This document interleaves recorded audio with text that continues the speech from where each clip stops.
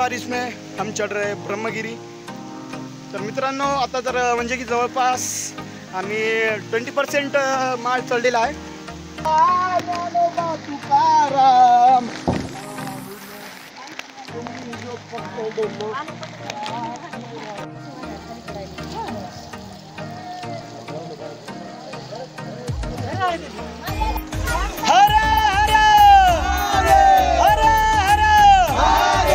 आज आम्ही आलो होत्या ब्रह्मगिरी पर्वतावर गोदावरी नदीच्या उगमस्थानावर। तर तुम्हाला मित्रांनो मी गोदावरी नदीचं उगमस्थान दाखवतो। तर तुम्ही इकडे चला, हा जो खुंड बघताय तुम्ही तो हा मेन गोदावरी नदीचं उगमस्थान आहे आणि तुम्ही आजूबाजूला परिसर आणि भाविक बघू शकता।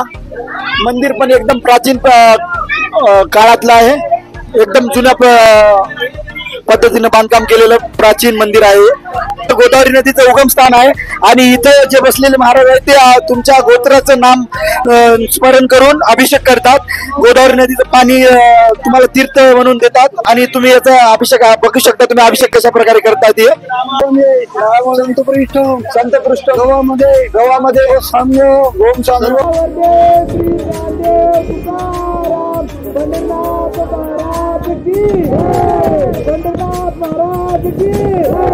हे बघा मित्रांनो, तुम्ही बघू शकता ब्रह्मगिरी पर्वतावर महादेवानी जटा आपटल्या होत्या त्या जागचं हे ठिकाण आहे। त्यानंतरच तिथं जटा आपटवल्या होत्या व हे जे खड्डा बघताय तिथं महादेवांनी असं सांगतात की गुडघे टेकवले होते। हे बघा, त्यामुळे हे 2 खड्डे पडलेले आहेत, महादेवांनी गुडघे टेकवलेले आहेत। हे बघा मित्रांनो, तुम्ही बघू शकता ब्रह्मगिरी पर्वतावर महादेवानी जटा आपटल्या होत्या। तो दोस्तों फाइनली हम नीचे आ चुके हैं।